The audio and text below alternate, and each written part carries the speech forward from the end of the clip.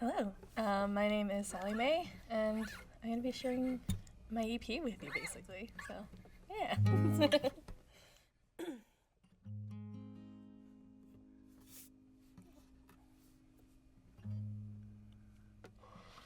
I'm here, I'm alive, I'm breathing, I survived,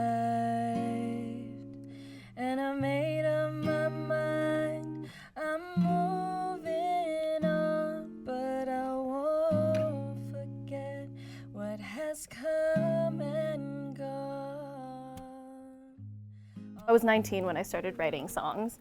Growing up, you'd always make like silly little cheeky songs of like actions that you're doing or like things that you see. But I never really thought of it as like an actual outlet or like something that I could like use, I guess, to like speak on like what's on my mind and stuff and my experiences. So yeah, I was like 19. It was like a songwriting project, and like I wrote about like a guy that I had a crush on, and like just kind of dove into that, and like from there on I felt a lot more confident like just experimenting. I would say like my ideal audience are just folks that like have similar experiences to me. Like I'm like a queer Filipino person, and I basically write from my experience of, you know, like how I view love, how it felt coming out, how it felt kind of like learning to live more authentically. So I definitely like to lean in to like an audience like that. Coming from a racialized background, like my parents were definitely like, make sure you get the money-making job kind of thing, and like your music can be a hobby on the side. So that's what it was like for a while until I came to university and did 1 year and didn't enjoy it. And one of my friends who was already at the music school I eventually went to suggested that I apply, and I applied and got in and was like, sure, let's just give this a try and see what happens. All the love and joy you're bringing will lead you to a new beginning. Simula, it's like the rough translation that I use is new beginning, because it means like begin. So like for me, where it comes from, new beginnings. With this EP, like a lot of the all the songs that I have on the EP are basically like, were written kind of at turning points in my life. And so I felt like the title Simula kind of made sense. Whenever I've performed for the past like 10 years, it's primarily been me and my acoustic guitar. So I kind of wanted to have at least one song that like sort of embodied that and like sort of like gave that image of like, this is like who I am. 4 out of 5 of the songs were already like written, like they were already kind of ready to go, which was nice. But I did have one song that I was considering to put on the EP. It's just once I had the conversation with my producer about making it a concept album, I was like, I'll save this song for later. And then brought in Simula, which was the title track. I'll try my best to understand. I'll be by your side, 'cause you've changed my mind in the blink of an eye now. Kisap Mata translates from Tagalog to blink of an eye. I did sound design for my friend Bianca Miranda. She wrote a show called Kisap Mata, the same title, and asked me to do sound design. It was my first sound design experience ever, and the only way that I could think about like shaping the sound of a play, of like the atmosphere, was like, I'll just write a song, and then any elements from that song I can just add into the stage play. So for a lot of the show it was instrumental, and then there were the certain key moments where I had the lyrics in. So I did write it in its entirety with lyrics, and then just took out the lyrics during certain parts of the play. The one song that was the most challenging for me was definitely Rhythm and Rhyme. It almost didn't make the EP, because like Rhythm and Rhyme I finished writing maybe like 3 or 4 years ago, and like it was one of those songs where like it was nice, but I wasn't the biggest fan of it, but it was like a lot of people really enjoyed it too. So it was one of those songs where I had to like learn to love it. And then once we started kind of adding more elements to it, I'm like, okay, I think this is what it needed. It just needed like a breath of fresh air. It needed like a different take. Because when I hear it as just like me and playing guitar, like I got really tired of it. So now I'm like, it's one of my favorite songs off of the EP now. Take my hand, I'll pull you close.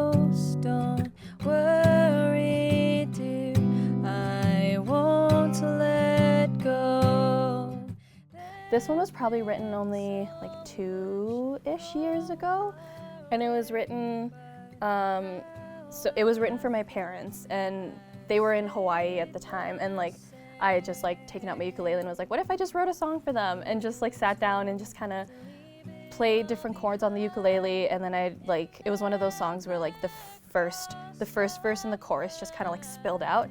And then I was like, oh, this is cool. And like I showed my sister and was like focused on like showing her, and I looked up and she was crying, and I'm like, oh God, are you okay? And she's like, yeah, it was just really great. And I'm like, okay, cool. The way that I kind of mapped the song was like just thinking about my parents' love and how it's evolved through the years. Because yeah, the main inspiration from that song was my dad's brother. His wife was really sick, and my parents, you know, were like going over to their house and just like offering food and just like helping him out and helping her out whenever they could. And then when my parents had left, my dad allegedly like looked at my mom and was like, oh, hun, till death do we part, right? And I was like, oh my gosh, like, you know, given like Asian parents don't really show, well, Asian dads specifically don't really show their emotions. So I was like, wow, like that's, like that one, I felt that one. And so like just thinking, I was able to like, you know, think about their love and like where they started from, you know, like the turbulent things that they experienced in their life, and like at the end of the day they were still together, and then like even, you know, even when they part, like they'll still, you know, kind of like have each other and like still have that love. Yeah, so it was like a lot easier to write for me in that sense. Grateful is like essentially like just like it's like so cheesy, but it's like a love letter to myself, and it's like just a reflection of like how far I've come as a person, and just like reflecting on the things that I've been through, especially like throughout my 20s. Like I went through so much growth and so much change. And it's just a song of like, just like celebrating that it's like, yeah, I went through all of this stuff and like so much has changed, but like I'm still really happy to be here, and like I'm just really happy with where I'm at, so. I had this like idea from like 2 of my friends and Colin, like we were kind of talking about at the end, after I sing that lyric, like I'm alive, I'm like, I kind of want it to be like a big thing, but nothing like too like extravagant. And like they're like, well, why don't you get like some like friends and family to sing on the track? And I'm like, that'd be kind of fun. So like I arranged like a super easy vocal line, and I just like messaged like my close cousins, and I talked to like my parents and like my aunts and uncles and like my friends. I'm like, hey, like I have this thing for an idea for a song. If you want to sing on it, that'd be cool. But if you don't, there's no pressure. And surprisingly, like all of my cousins who are like super shy to sing were like, yeah, we'll sing on it. And I was like, oh, really? And so like I set up like my microphone in like my recording studio little room, and like it was just like super fun being able to have them like sing and like just like enjoy themselves. And like they were definitely nervous about it, but then when I showed them the end product, I'm like, don't worry, like even if you feel like you're singing off key, like we'll finish it in post, it's fine.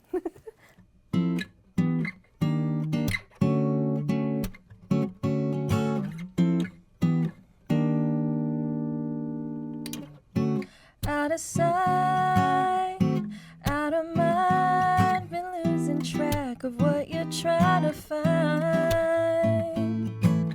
I knew of my producer, Colin Carbonera. I had known his music for like a couple of years prior to starting the project, and it was one of those things where I knew he was the producer that I wanted to work with. It was just finding the resources and the money to be able to pay him for his work. Once I was able to gain the funding for that, I just like asked him, I'm like, here are my songs, like I played them acoustically. I'm like, who do you think could like kind of fulfill my vision of the song? And like he's like, I got you. And like he found some amazing people to play on the songs on. Like I have Pedro, who's like a local drummer, and then Owen, who plays bass, and then Colin basically played any other instrument or any other kind of synth that you hear in the songs. Like that was his work too. The instrumentalists kind of practiced on their own time. Colin and I would record kind of like just a scratch track of me playing my guitar and me singing, and then he kind of programmed drums and bass and like gave them to like the respective musicians and like, hey, these are the ideas, like you don't have to completely follow what we programmed, but like something similar to like that kind of groove or that kind of vibe. And then we just kind of let them play essentially. And like I think for most of the songs, there was only maybe like 2 or 3 versions that we had to do until we got like the perfect takes for them. So the main challenge was honestly like my voice. It was one of those things where like we would go, because Colin has his own home studio. On the drive there, like I would be fine, like I'd be warmed up and everything, and then he would set up the mic and I would be standing there and then he'd hit record, and then for some reason like my voice just like would either get super raspy or just like it just didn't feel right. So I ended up just like recording all of my vocals just at home and then sending him the tracks. Grant writing was definitely stressful. I had this idea of like, you know, applying to grants and like looking into grants, and so I looked into the CADA one. It's like very like serious but also very personal questions that they ask, and trying to like, you know, gather your thoughts to make it cohesive so that like they'll understand like where you're coming from with your vision in the project. With any creative, there's like that imposter syndrome and just like that like doubt of like, is this enough? Like, is this something that's like worth sharing? And then like, because like I also know production, like I had a lot of trouble like listening to my voice over and over again and being very nitpicky.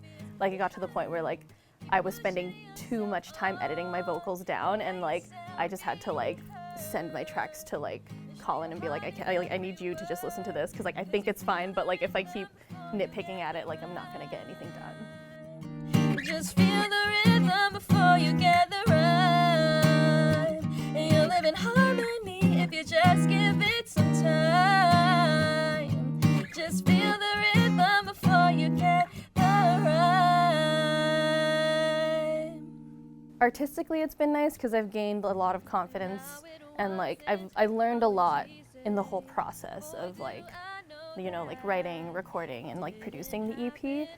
It's given me the confidence to be like, hey, yeah, like I definitely want to do it again, and I want to, you know, keep writing and keep just doing more and sharing more.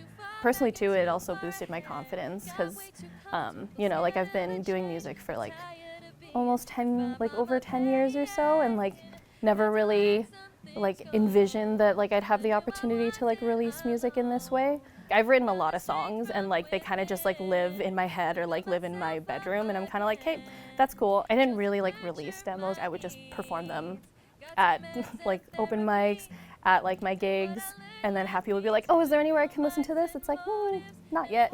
It'll come out eventually. So there's a lot of like, especially with my like friends, family, and loved ones, they're really excited to hear that I had music out. I'm such a community person. One of like my motivators to like gain more success is to like be able to gain the assets to also bring up other local musicians. Calgary has such a cool and diverse scene, like R&B, soul, like funk, hip hop scene here, and I think it would just be so cool. Like one of my goals is just to like collaborate with more people and just like be able to produce more events and produce more opportunities so that other musicians can like, you know, experience the cool stuff that I have, whether that's like, you know, like producing shows and like showcases, or also like being able to gain more funding so that I can bring other musicians onto my projects and be like, hey, these are cool people, hire them too. We have a collective called SPOTLiGHT, which is like a Filipino queer and trans artist collective. So every October, my partner and I put together just like a variety showcase that highlights queer and trans Filipino folks in the city. So it's like a mixture of like drag, burlesque, comedy, poetry, and music. And like specifically with the music part, it's been really cool because like, you know, it is really isolating like not being able to see, you know, folks of like similar backgrounds in the mainstream. But like because of this collective, I've been able to do research and find those kind of people, and like find other folks with like same experiences and like who are also queer, who are also Filipino, and that are musicians. And like, you know, it's one of those things where like now, I mean, this is something that I'm planning for next year, is like I want to start like a songwriting circle of like just like queer and Filipino artists here, just so people can know that it's like there are so many people out there that are kind of doing it. That I'm alive.